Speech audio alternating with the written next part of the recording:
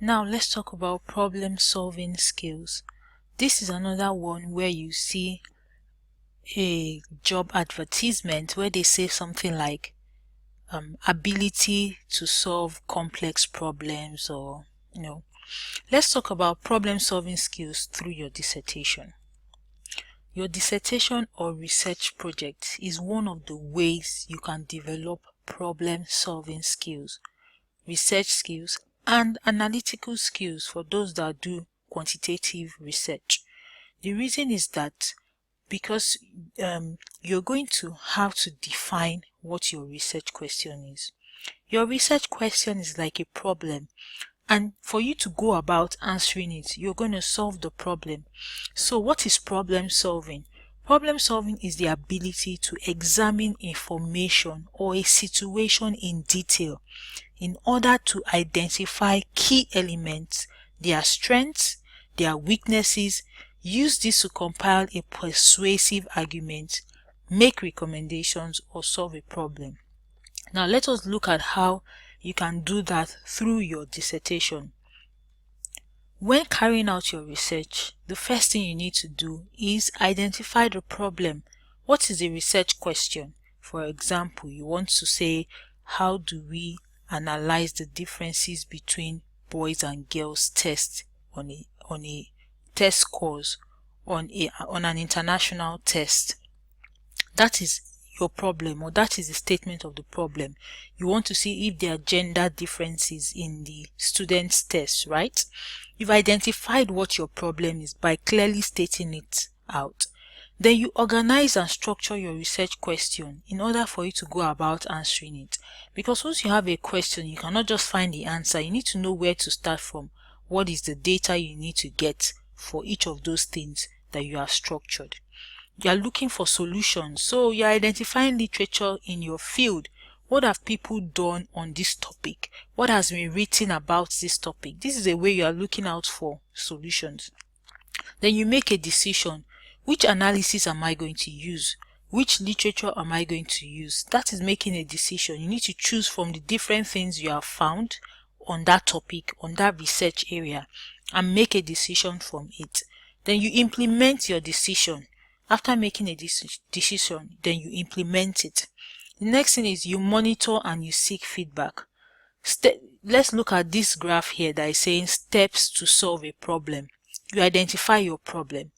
You develop alternatives. Similar to finding solutions, you look at the different alternatives to solving that problem. Then you select the best alternative. Then you implement that alternative. And then you monitor it and seek feedback. Did it work? Did it not work? So once you answer the question, you look at it. Have I been able to answer my hypothesis? You state your hypothesis. There's a difference or there is no difference from the work that you have done. So from the research you've conducted, from the data you have found, from the analysis you have conducted, was there a difference or not? So you look at it. Did my solution or did my steps solve the problem? That is one of the ways you can show that you have developed problem solving skills. Depending on your dissertation, some people's dissertations are more technical, they are more field oriented than secondary data. But I'm just looking at it from this aspect.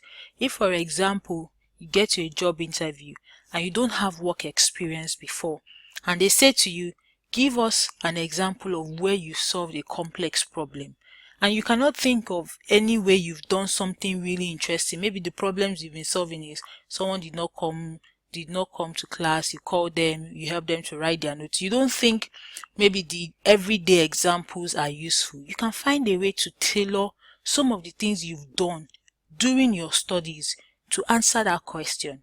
There are other ways you can research this. You can Google this, how to answer this type of questions in an interview.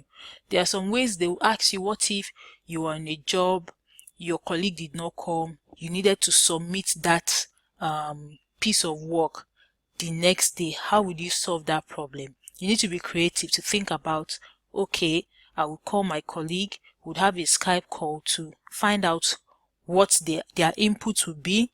You get their input, you're able to make sure that their absence does not affect your result of that day. There are many ways you can answer such a question. But the point to make here is be creative. Me, I've created my own by saying I can use my dissertation to solve a problem. I identified the problem, I broke it down, and I solved it. So there are different ways you can answer this question.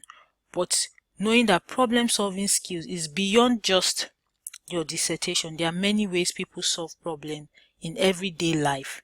Your computer can stop working today. Before you take it to the computer repairer, what do you do to try to solve the problem?